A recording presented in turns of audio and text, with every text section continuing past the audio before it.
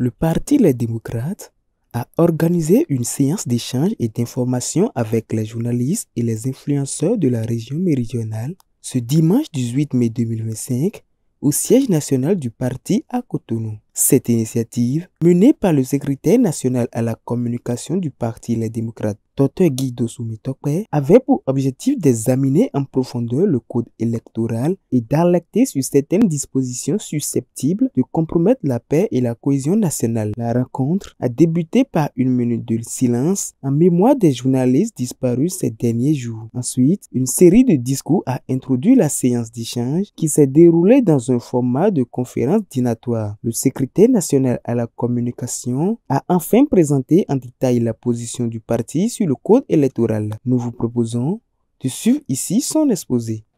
Mesdames et messieurs les responsables à divers niveaux du Parti Les Démocrates, chers collègues du secrétariat à la communication et les membres de la cellule de communication, mesdames et messieurs les journalistes, mesdames et messieurs les influenceurs, mesdames et messieurs. Bonsoir et merci d'avoir répondu présent à notre invitation. Nous sommes heureux de vous accueillir aujourd'hui pour cette séance d'échange d'informations dédiée au code électoral. Votre rôle en tant que relais d'information auprès du public est essentiel dans le processus électoral. Il est donc fondamental que vous disposiez d'une connaissance claire, précise et actualisée du cadre légal et réglementaire qui régit les élections dans notre pays. L'objectif de la présente rencontre est double. Vous informer sur les dispositions clés du code électoral qui méritent d'être révisées au risque de mettre à mal la paix et la cohésion nationale.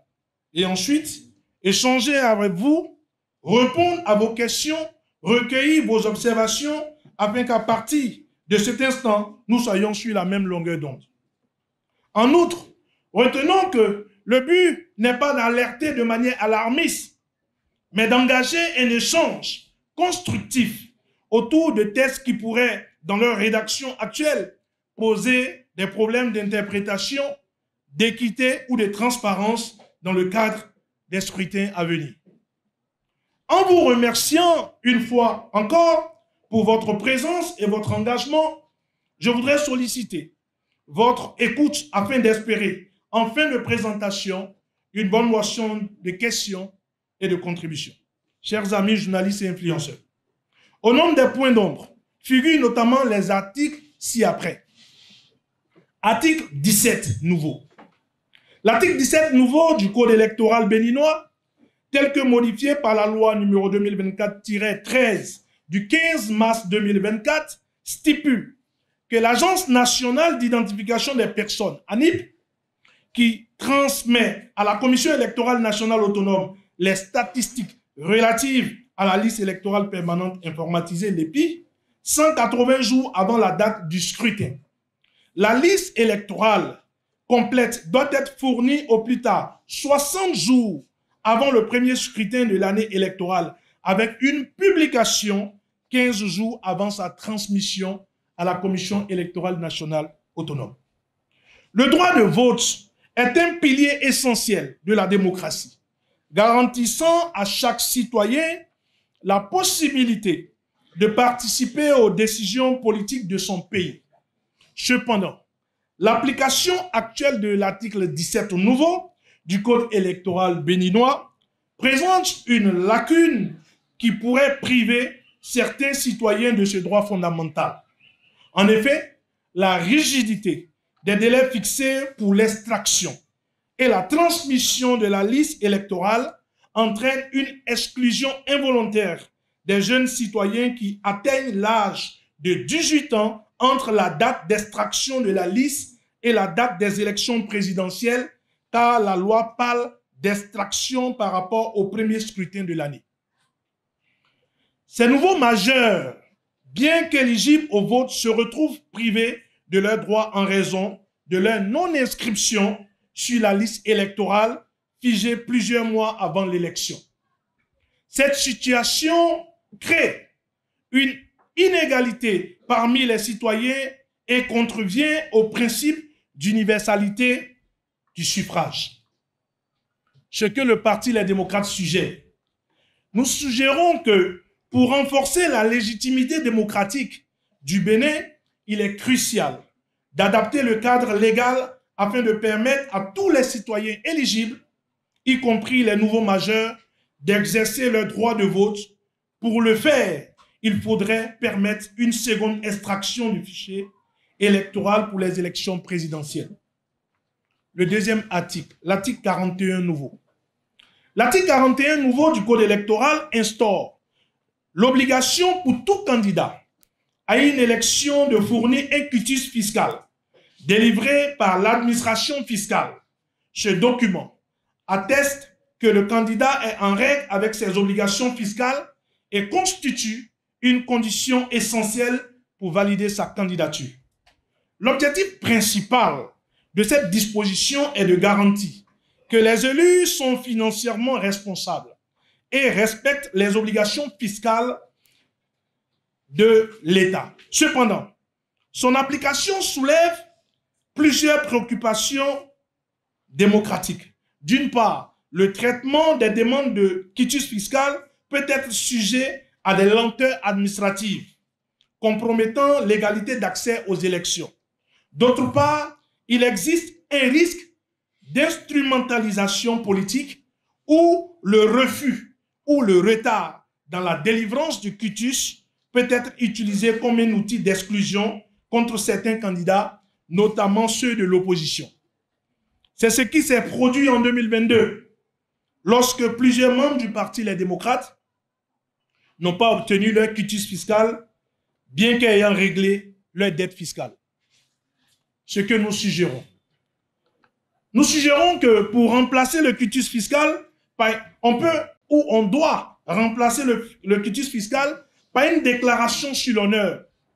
En effet, lors des dernières élections législatives de 2023, le directeur des impôts a admis devant la Cour constitutionnelle avoir reçu des instructions afin de ne pas remettre aux bénéficiaires les quitus fiscaux et a ainsi démontré le caractère arbitraire et partisan de la distribution de cette pièce administrative. L'article 46 nouveau, 66 nouveau. L'article 66 nouveau du Code électoral confie à la Commission électorale nationale autonome la responsabilité de nommer les membres des bureaux de vote. Cependant, le texte ne précise pas la procédure de sélection, ce qui soulève des préoccupations quant à la transparence et à l'équité de ce processus. Cette absence de clarté peut conduire à une perception de partialité, notamment si les présidents et assesseurs des bureaux de vote sont des militants de la mouvance présidentielle, excluant ainsi l'opposition de manière effective. Avant d'en venir ou d'arriver plutôt à la suggestion concernant cet article, je vais revenir sur la suggestion faite en ce qui concerne l'article 141 nouveau. Je voudrais qu'il n'y ait pas d'amalgame, parce que nous disons, concernant la situation du quitus fiscal, que ce sont des choses que nous avons vécues.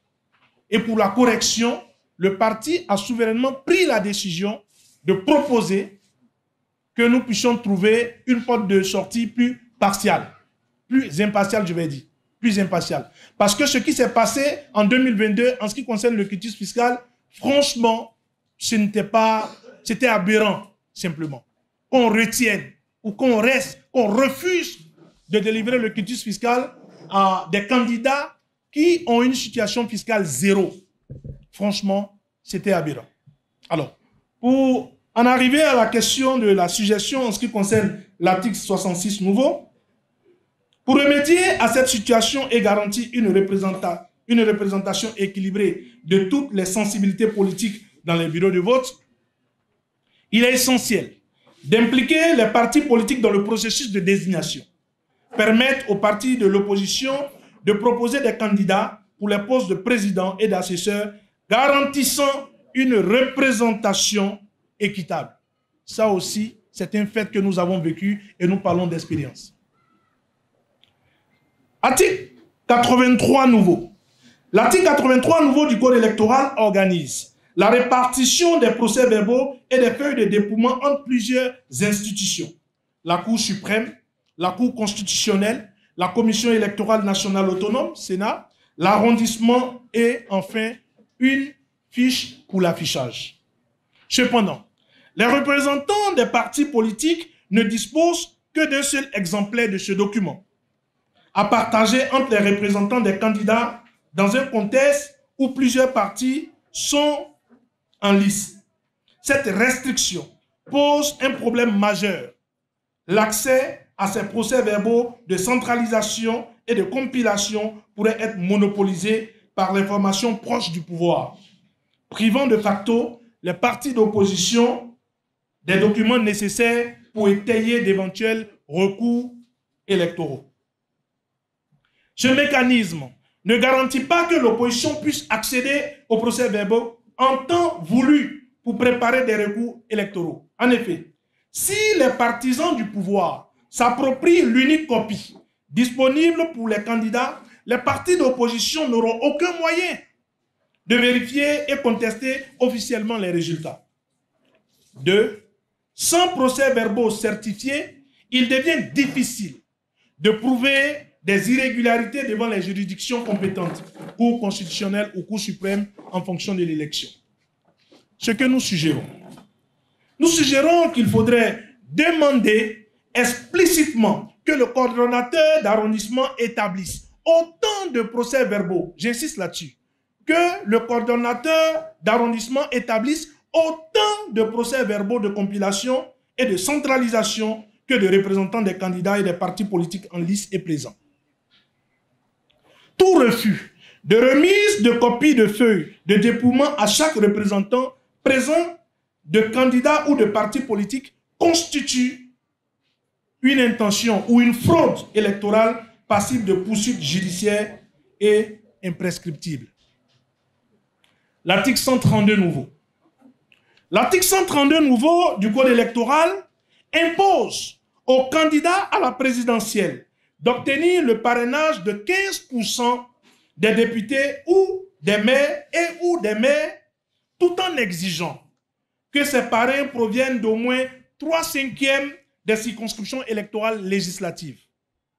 Actuellement, le Parti Les Démocrates dispose exactement de 28 députés, soit le nombre exact requis pour parrainer un candidat.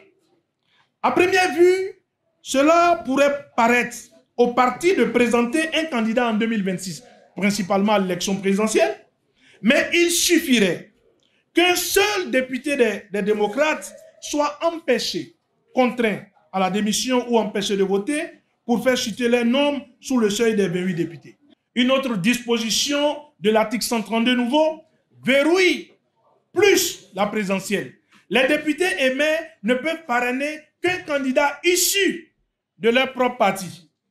Cela empêche tout éventuel soutien externe à un candidat d'opposition indépendant ou dissident. À ce propos, vous allez permettre que je dise ceci. J'ai écouté le porte-parole du gouvernement et certains caciques du régime dit que cette disposition prise par eux était une disposition pour sécuriser les parrainages. Mais c'est faux. Souvenez-vous, dans ce pays, on avait eu la situation qui avait été sauvée, une situation au Parlement, une situation de COS, où on devait gérer une situation au niveau du COS-LEPI au Parlement, qui avait été décantée par un député. Si ma mémoire est encore bonne, je crois que c'est le député Joachim Darisiro qui nous avait évité l'impasse. Mais cette disposition du Code électoral ne donne plus la main. Cela voudrait dire que si nous avons un ou deux députés qui sont défaillants, même si des bons samaritains proviennent parmi les maires ou des bons samaritains proviennent parmi les députés de la mouvance, cette disposition dit que leur secours à notre endroit est nul et de nul effet s'ils n'ont pas en amont l'accord de leur parti politique. Le Code électoral dispose qu'il faut 15% de parrains. C'est le taux le plus élevé au monde. Je demande beaucoup plus votre attention à ce niveau. Le Code électoral dispose qu'il faut 15% des parrains. c'est le taux le plus élevé au monde. Le système de parrainage, pour qu'il ne soit pas exclusif, doit tenir compte des partis politiques en place. Nous avons au Bénin au moins 17 partis politiques. S'il faut 15% pour un parti, c'est qu'il ne peut pas avoir au mieux, que 6 duos. Au mieux pour les présidentielles, on ne peut avoir que au plus 6 duos, alors qu'à l'heure où je vous parle, nous avons 17 partis politiques.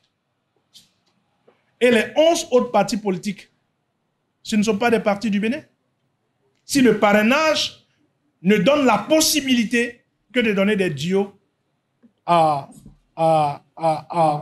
comme je le disais tout à l'heure, ne peut permettre que 6 duos. Ce que nous suggérons, ramener le parrainage à 5% des élus et permettre la liberté totale de parrainage aux parrains. Considérant désormais que les maires sont nommés par les partis politiques, il apparaît plus judicieux de permettre le parrainage des élus communaux, seuls élus désormais avec les députés pour les élections présidentielles. Autre article que nous incriminons, l'article 146 nouveau. L'article 146 nouveau du Code électoral béninois introduit un nouveau seuil d'éligibilité à l'attribution des sièges législatifs, en exigeant qu'un parti recueille au moins 20% des suffrages valablement exprimés dans chaque circonscription électorale législative pour pouvoir prétendre à des sièges. Cette disposition, couplée à l'introduction des accords de coalition parlementaire, constitue un outil de verrouillage institutionnel destiné à favoriser les partis au pouvoir, principalement UP Le Renouveau, je ne sais pas s'ils ont encore le R, mais principalement UP Le Renouveau et le BR, et à exclure de facto les partis d'opposition, notamment les démocrates. L'une des plus grandes aberrations de cette réforme réside dans l'obligation d'atteindre 20% des suffrages dans chaque circonscription électorale pour pouvoir prétendre à des sièges. Un parti pourrait gagner largement dans 23 circonscriptions électorales sur les 24, mais ne pas atteindre 20% dans une seule circonscription électorale et perdre l'ensemble de ses voix sur l'ensemble du territoire national. Cela signifie qu'un parti largement plébiscité au niveau national peut être totalement écarté du Parlement sur la base d'une exigence locale démesurée. Ce seuil introduit une distorsion majeure entre le vote populaire et la représentation parlementaire, aboutissant à une confiscation des sièges par les partis dominants. Néanmoins, la nouvelle loi prévoit qu'un parti qui atteint au moins 10% des suffrages peut bénéficier d'un accord de coalition parlementaire pour regrouper ses voix et franchir la barre des 20% exigés. Mais voici les contorsions et les supercheries en ce qui concerne la question de l'accord de coalition parlementaire. Seuls les partis ayant atteint 10% des suffrages peuvent conclure un accord de coalition. C'est la première des choses. Parce que lorsque nous en parlons, alors que nous sommes avec vous, nous entendons beaucoup de personnes dire, mais écoutez, arrêtez de crier à Rossi le Baudet. On en a marre. Si UP Le Renouveau et le Bloc républicain se mettent ensemble, mais vous-même mettez-vous ensemble avec les FCBE. On entend beaucoup nous le dire. Ou le libéral. On entend des gens le dire. Mais ce que vous devez pouvoir comprendre, on ne va pas prendre l'exemple du libéral parce que, voilà, bon, MPL aussi a expérimenté une élection, mais le libéral n'a pas encore expérimenté une élection. Mais je vais prendre les partis qui ont expérimenté une élection et expliquer la question des 10% pour que nous puissions avoir la même compréhension. Lorsque nous étions allés aux élections en 2023, en République du Bénin, il n'y a que 3 partis qui aient pu avoir 10%. 3 partis politiques. Sur l'ensemble des partis qui ont participé, il n'y a que 3 qui ont pu avoir 10%. Notamment les démocrates, UP Le Renouveau et le Bloc républicain. Et donc, l'accord de coalition commence à prendre effet à partir de là. C'est-à-dire, lorsque les gens nous disent lorsque les gens disent que, mais vous aussi faites un accord avec un autre parti, le législateur majoritaire, c'est-à-dire les membres de la mouvance, savent que sur la base de 2023, il n'y a que 3 personnes qui puissent être à même ou capables de faire un accord de coalition. Cela voudrait dire quoi? Cela voudrait dire que celui qui est venu juste après nous, c'est le parti, la FCBE. Il a eu comme un peu moins de 5%. Donc, si nous faisons un accord de coalition avec les résultats de 2023 avec un parti comme la FCBE, nous deux nous tombons. Nous deux nous tombons. Je vais vous expliquer pourquoi nous deux nous tombons. En 2023, nous avons eu au-delà de 20% sur l'ensemble du territoire national. On a eu bien au-delà de 20%. Mais dans 10 circonscriptions électorales, on n'a pas pu avoir 10%. Dans les conditions que vous savez. Aujourd'hui, on ferait mieux. Mais dans les conditions que vous savez, dans 10 circonscriptions électorales, on n'a pas pu avoir 10%. Et donc, nous, on a eu 20% sur l'ensemble du territoire national, plus de 20% sur l'ensemble du territoire national. Mais comme on n'a pas pu avoir 10% dans 10 on n'a pas pu avoir 20% dans 10 circonscriptions électorales, celui avec qui on doit être à même de faire un accord de coalition doit premièrement avoir 10% sur le plan national. S'il n'a pas 10% sur le plan national, sur la base des résultats de 2023, lui il tombe, nous-mêmes nous tombons. Malgré le fait que nous ayons eu plus de 20%. Je ne sais pas si vous comprenez. Maintenant, s'il a 10%, si lui il a 10% sur le plan national et que nous on a eu bien au-delà des 20%, maintenant l'accord de coalition parlementaire commence à prendre effet. Et donc là où nous n'avons pas pu avoir les 20% dans les 10 circonscriptions électorales sur la base de l'élection de 2023, si lui il peut nous apporter son complément pour que nous puissions avoir les 20%, il nous apporte ses compléments. Mais pour que cela puisse marcher, il faudrait que sur le plan national d'abord, avant que ce soit la question des circonscriptions électorales, sur le plan national d'abord, que lui doit pouvoir avoir 10%. La tricherie, et ça je l'explique en poursuivant, il n'est pas évident qu'un autre parti de l'opposition dans notre contexte atteigne les 10% sur le plan national, comme je viens de le dire. L'UP et le BR, en revanche, peuvent fusionner leurs voix pour dépasser artificiellement le seuil des 20% sans difficulté. Je prends une circonscription électorale que je connais bien, la 16e circonscription électorale, où nous étions premiers en 2023, c'est-à-dire du 7e au 13e arrondissement. Mais le BR était en difficulté. Je ne sais même pas s'ils ont pu avoir 10%. Ils étaient en difficulté. Et donc, qu'est-ce que cette loi fait maintenant en ce qui concerne les 20%? Cette loi leur permet de mettre leurs voix ensemble et d'imposer que le troisième parti puisse à lui tout seul rechercher les 20%. L'introduction de ces seuils et accords de coalition n'est pas une réforme anodine, mais une manœuvre législative pour écarter l'opposition et contrôler intégralement le paysage politique avant l'élection présidentielle de 2026. Un parlement entièrement contrôlé par UP Le Renouveau ou le BR pourra ensuite modifier d'autres lois électorales ou institutionnelles pour assurer une transition verrouillée en 2026. Ce que nous suggérons. Nous suggérons qu'il faudrait ramener le seuil d'éligibilité au niveau des circonscriptions électorales à 5% au niveau national. Cette communication a été suivie d'une séance de questions-réponses approfondies. Les responsables du parti présents, comme les honorables Eric Hundete, Nourenou Achade, Mitokpe et l'ancien ministre Alassane Tigri, ont apporté plus de précisions sur les propositions du parti pour garantir des élections apaisées en 2026.